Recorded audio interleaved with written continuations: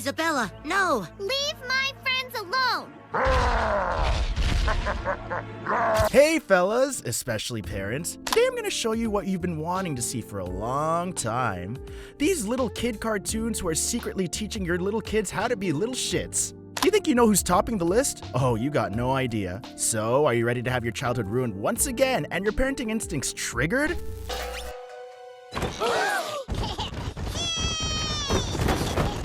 Lily, no climbing on the Parmesan. Okay, let's start with the evilest one, named Lily Loud. Don't let those big baby eyes fool you. Trust me, everybody. This little kid is just a little bastard who's disguised as a toddler. There's a whole episode where Lily eats too much cheese and then turns into a shitty mouse. And I'm not talking about even a cute little baby mouse. I mean, like, full-on witch-like evil. She's wrecking shit, screaming, and basically holding the entire Loud family hostage because nobody thought, hey, maybe we shouldn't let the baby OD on cheese. What kind of message is this? Eat too much cheese and what, terrorize your family? Kids are already wild enough after sugar. Do you really think they need to see this to get more spoiled?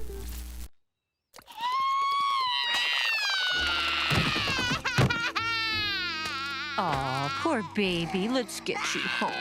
And hold on, there's this other episode where Lily cries for like 21 minutes straight. 21!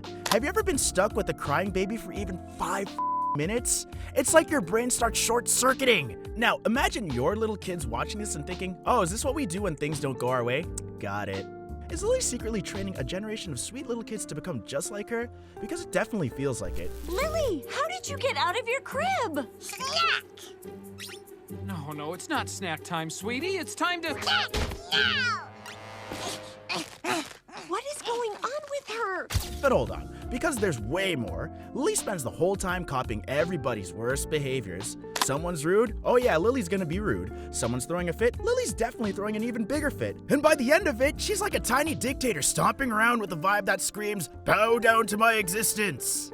Kid, you don't even have an existence for me, because just imagine your kid picking up that energy and then saying no to dessert, and then all of a sudden they become Lily Loud. No wonder her name has Loud in it. Great, Lincoln. You made Lily cry. There. It's okay, Lily.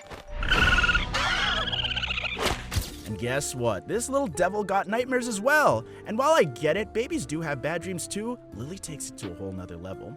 What's she even dreaming about this time? Cheese monsters? A world where she doesn't even get her way? Either way, I don't need my kid waking up at 2 a.m. trying to recreate this goddamn mess. Dad. Now, if you don't mind, I'm about to do my victory dance.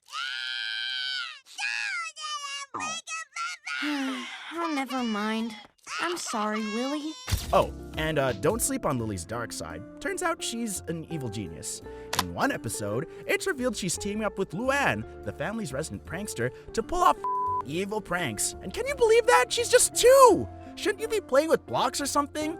So parents, was it enough for you, or should I switch to something else? Or perhaps even more? Hey, but before that, run down and subscribe to my channel and like this video so we can move on to the next evil devil bitch. You preteens are pathetic. I want my movies! Credit card! Angela Pickles, talk about a bitch, right? The original cartoon villain in a diaper. Look, if you grew up watching Rugrats, you know Angelica was the OG baby boss. Except instead of running a corporation, she ran a one-kid dictatorship over the other babies. And honestly, she wasn't just mean, she was a total dick, I swear. Okay, first of all, Angelica has the entitlement level of someone who's been told yes one too many times. This girl doesn't just ask for things, she demands them, and trust me, she totally acts like a goddamn Karen. You want proof? She literally uses the other babies in order to get her way. I remember one time she was like, Tommy, fetch me that cookie, or I'll tell your mom you flushed your dad's screwdriver down the toilet. Okay, like, who even thinks like that at 3 years old? My, you look pretty today. And young. Oh, do you really? What do you want? Angelica doesn't just manipulate the babies, oh no, she manipulates everybody. Her parents wrapped around her tiny sticky fingers. Babysitters? Oh, totally. Completely confused by her whole personality. And let's not forget how she convinced Tommy and the gang that the monsters under the bed were real, just so she could steal their toys in peace. Tommy and Dill? Okay, bless their little baby hearts because Angelica treats them like unpaid interns at her personal toddler sweatshop. She bullies them, tricks them, and then has the audacity to play innocent when the adults show up. And you already know that she's that cousin who gossips on you for eating that extra cookie, but then turns around and starts eating 5 of them when no one's looking. Total hypocrite, right? That's what I thought. No, Angelica, no!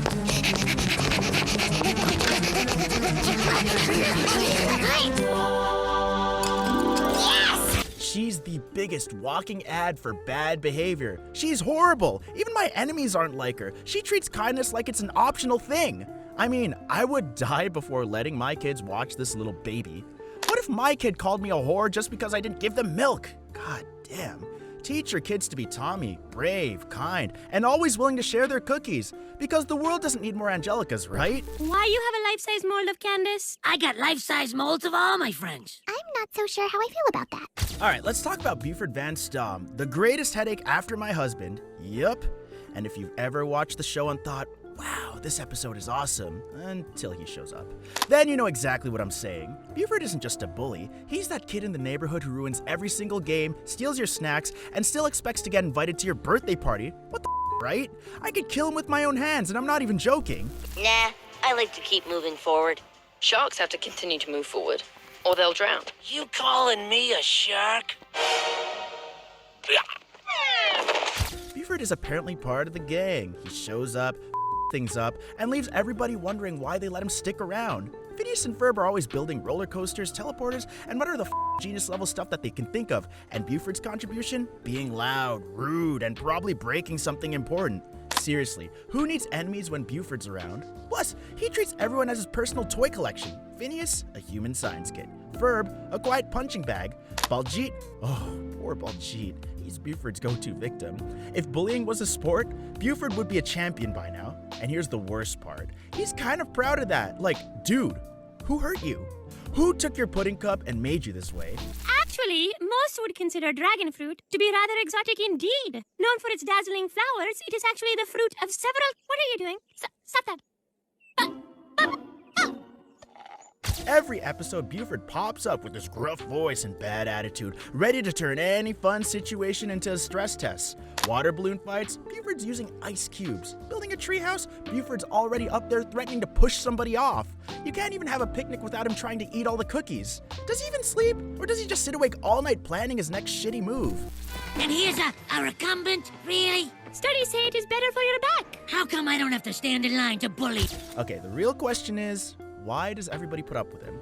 Is it because they're scared? Do they think he'll change? Or are they just too polite to tell him to get the out of here? I mean, if Buford showed up at my door, I'd tell him to go bully a tree and leave me the alone.